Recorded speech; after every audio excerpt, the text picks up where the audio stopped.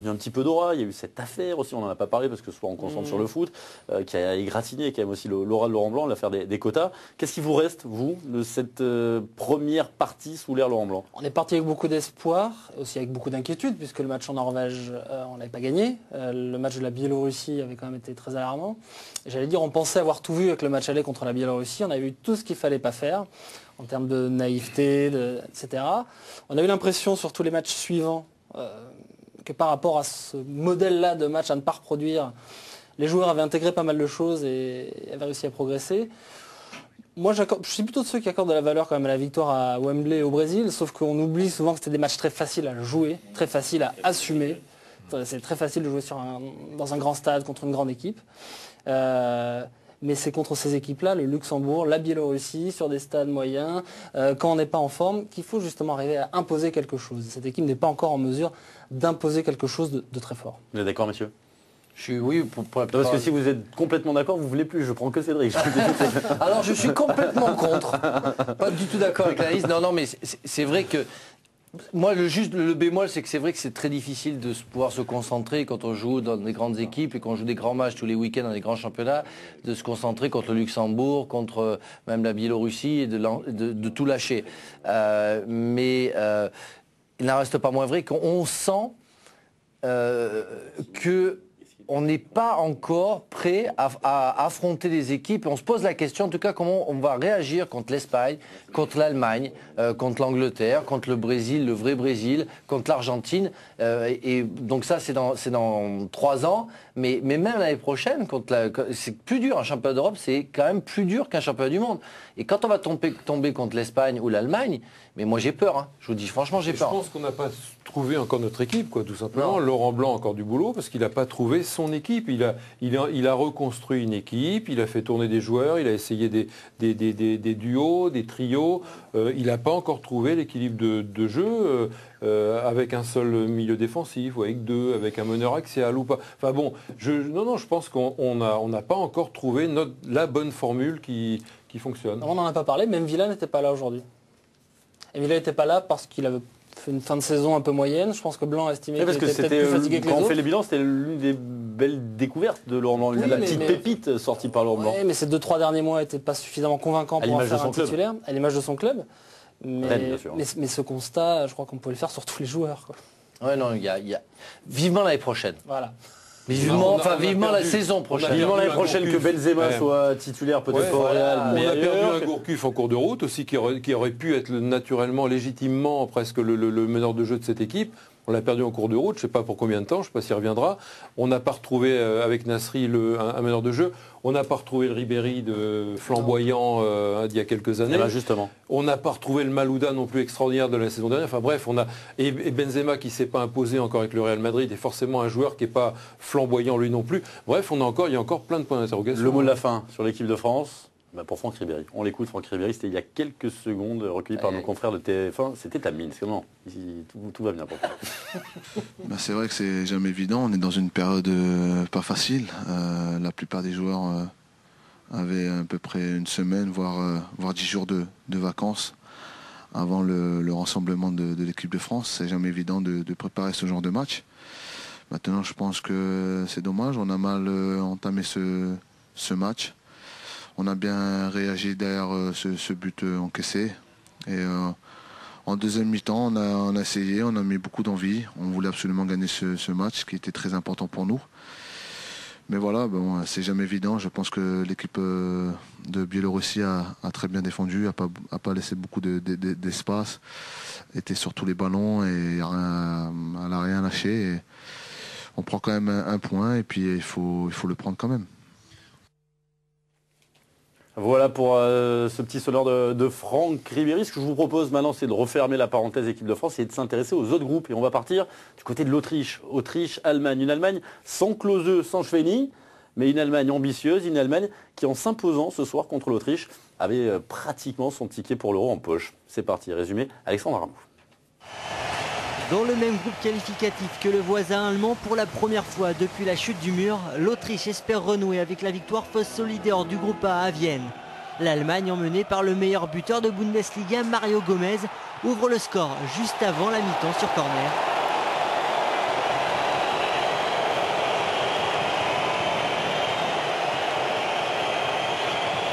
Au retour des vestiaires, l'Autriche va répondre bien aidé par le défenseur allemand Friedrich.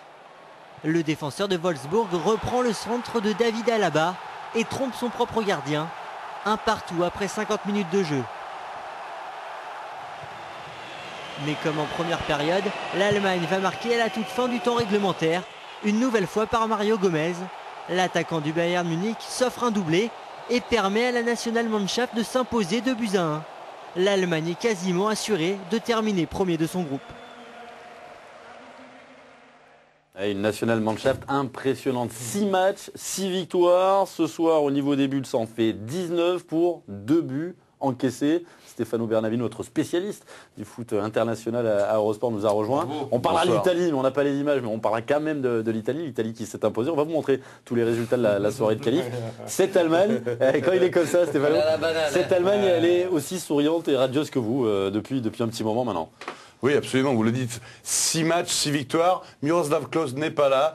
Et Chouameni non plus. Chouameni non plus. Et Miroslav Klose et Mario Gomez, c'était la 90e minute. Il sort un but dans ce même stade où l'Allemagne avait éliminé l'Autriche lors de l'Euro organisé en Suisse-Autriche. Match dans lequel Mario Gomez avait été sifflé, avait été beaucoup critiqué. Voilà, Klose n'est pas là, Gomez il est bien là, il fait le boulot, il fait très bien le boulot.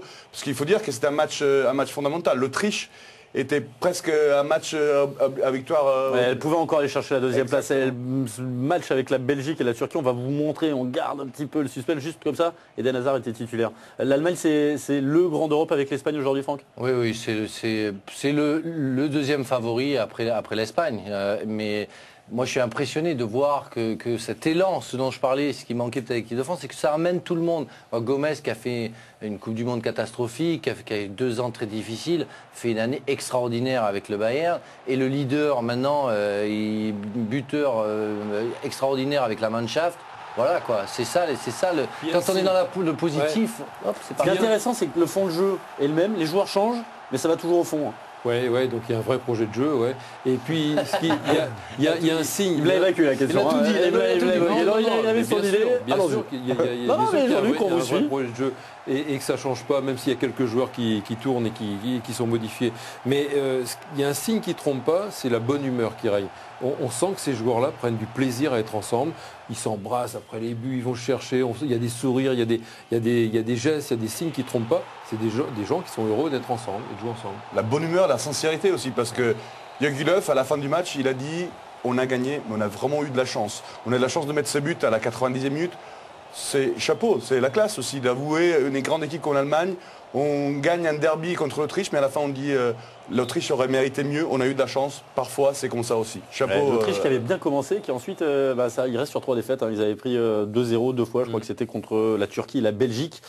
Allez, on a la transition. Magnifique. Belgique-Turquie qui se joue la deuxième place dans ce groupe. Cette deuxième place qui est très importante. Qu'est-ce qui s'est passé ce soir, messieurs? Eden Hazard était titulaire, le résumé de cette rencontre. Alexandre Arnaud. Tous les regards sont tournés vers le meilleur joueur de la Ligue 1, Eden Hazard, titularisé seulement pour la 2e fois dans cette phase qualificative. Mais ce n'est pas par sa star que la Belgique va ouvrir le score dès la 4e minute de jeu. Le buteur Marvin Ogunjimi bénéficie d'une belle remise de son coéquipier Nasser Chadli pour battre le gardien turc et ouvrir le score. 1-0 pour la Belgique. L'attaquant du Racing Genk est tout proche de marquer un second but 3 minutes plus tard. La frappe d'Ogunjimi est bien captée par Folgen Demirel. Les Belges ont la main sur le match. Sur corner, au quart d'heure de jeu, Jan Vertonghen cadre sa reprise, mais voit le ballon détourné in extremis par un défenseur turc. 22e minute, Arda déborde, centre en retrait pour Burak Yılmaz. La Turquie égalise contre le cours du jeu. Burak Yılmaz signe au passage son tout premier but sous le maillot turc. 1-1 à la mi-temps.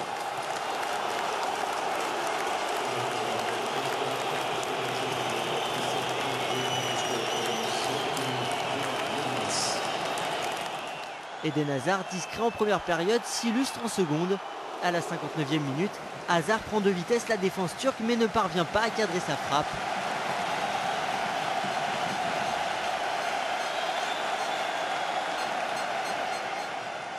À un quart d'heure de la fin du match, Ardan Turan fait faute sur Mertens dans la surface de réparation. Axel Witsel, auteur d'un doublé contre l'Autriche, se charge de tirer le pénalty, mais ne cadre pas son tir. La Belgique et la Turquie se séparent sur le score de 1 partout. La Belgique est désormais invaincue depuis 5 matchs.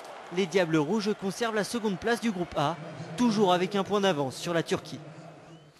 On va regarder le classement justement dans ce groupe A. Il risque d'être douloureux et très coûteux ce pénalty raté à la dernière minute par la Belgique. Regardez le classement. La Belgique est toujours à la 2e place de ce groupe. Mais la Turquie est toujours là avec 10 points. Ils sont passés devant. Prochain match, ce sera mardi. L'Azerbaïdjan recevra l'Allemagne. Et puis un petit peu plus tard, au mois de septembre, Allemagne-Autriche, Azerbaïdjan-Belgique et Turquie-Kazakhstan. Belgique à l'extérieur, la Turquie à domicile contre des adversaires normalement à leur portée. Le Kazakhstan qui a battu l'Azerbaïdjan ce soir 2-1. Messieurs, cette Belgique fait partie de la nouvelle vague des Diables Rouges.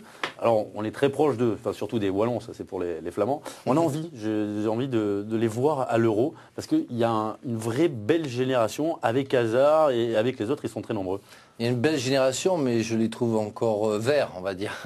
Et je trouve qu'ils ont besoin de grandir. On le voit avec Hazard, qui flambe beaucoup dans le championnat français, mais qui ne trouve pas forcément une place de titulaire. Donc on lui promet un avenir rayonnant. Je le souhaite, mais il a besoin de grandir encore. Et puis voilà, on est dans une structure de reconstruction aussi. Il y a un potentiel, il faut le confirmer, l'affirmer, le confirmer. C'est vrai que voilà, les grandes équipes, l'Allemagne marque à la 90e minute, la Belgique tire au-dessus sur un penalty. C'est un peu la différence entre une grande et une moins grande équipe. Jean-Luc, si on propose d'entraîner la Belgique demain, vous y allez, non? Il y a un vrai challenge avec ces joueurs plein de talent là. Oui, je regardais un petit peu les clubs dans lesquels jouaient les 11 titulaires, parce que sur le banc, présence de Van Buiten, Bayern de Munich, présence de Vermeulen, d'Arsenal. Et il y a pas mal de joueurs compagnie, le patron de défense joue à Manchester City, enfin des joueurs qui jouent à Sunderland pour le gardien, à l'Ajax Amsterdam pour 2 joueurs, Nuremberg, Lille pour Hazard. Enfin, bon, il y a 3 joueurs seulement qui jouent en Belgique, ça veut dire que les Belges s'exportent, c'est bon signe pour eux, pour leur valeur qui est reconnue dans des championnats plus forts. Donc cette équipe belge est en train il y a toujours eu du talent en Belgique. Le problème c'est qu'ils doivent toujours se coltiner. Les Pays-Bas à côté ou l'Allemagne pour se qualifier, donc c'est pas toujours simple. Mais ces Belges ont du talent, on le sait nous parce qu'on les suit de près. Ils sont pas loin, ce sont nos voisins qu'on regarde de près. C'est juste une question de temps maintenant, de maturité à l'intérieur de leur club respectif et aussi avec la sélection. Je pense que c'est dans les têtes, c'est un problème mental. Il faut vraiment qu'ils franchissent un palier, qu'ils se considèrent pas comme des 12e hommes de l'Europe ou je sais pas. Enfin, est-ce que c'est la coupure de la tradition avec la génération des Guéret, des Wilmots là, on parlait de leaders et de meneurs et de joueurs de forte personnalité. C'est peut-être ça qui fait défaut aujourd'hui l'équipe de France, qu'on a quand même des bons joueurs, mais il nous manque ces joueurs-là. Eux, ils avaient ça à cette époque-là. Ouais. Il faut que des joueurs forts se dégagent pour qu'une équipe devienne forte. Enfin, il faut que ça se cristallise autour de forts leaders et de fortes personnalités. Ouais, les Van der Elst, les Guéret, c'est il y a 30 ans quand même. Il faut vraiment... Nous, on met du temps entre chaque génération, mais là, c'est vrai qu'en Belgique, c'est encore pire. C'est vrai que les supporters sont vraiment en attente d'une nouvelle génération. Van Buiten, vous en parlez, mais Van Buiten fait partie déjà de la génération d'après. Il est sur le banc parce qu'il y a les compagnies et tout ça qui arrivent. Et ils ont le potentiel, ils sont un peu comme l'équipe de France, on est sur un point d'interrogation, est-ce que ça va donner? Ils sont certainement pas au niveau de l'Allemagne, des pays de l'Espagne et même des Pays-Bas. Ils ont un beau potentiel, un bel avenir, mais je pense que ça va être juste en 2012. Stéphano. Et oui, attention, parce que ce soir, ils ont quand même laissé passer une occasion unique. Ouais. Parce que là, la Turquie a un match de moins, et la Belgique doit encore se rendre en Turquie. Et aujourd'hui, c'est vrai qu'ils ont un point d'avance, mais le pénalty à la fin, ça aurait permis de faire le break. Je pense que les espoirs de voir la Belgique à l'Euro sont terminés. C'est ça qui fait la différence aussi, c'est cette tradition du résultat, parce que les Turcs, ils sont là dans les grandes compétitions. Maintenant, il y a un certain monsieur Hiddink sur le banc de Turquie, il ne faut pas oublier. C'est un peu de chance, c'est un peu tout, parce que c'est vrai qu'un penalty, c'est une loterie. Mais dans la tête. Mais dans la tête, ça va faire beaucoup, parce qu'ils se disent qu'ils ont un penalty, ils subissent un penalty qui n'est pas vraiment un penalty, puisqu'on voit que le joueur belge en rajoute des milliards, mais ils ont quand même cette chance-là, ils se disent, bon là, on a la chance pour nous, il faut y aller. Et c'est vrai que, comme tu le disais, ils sont à un point derrière avec un match en retard, donc ils ont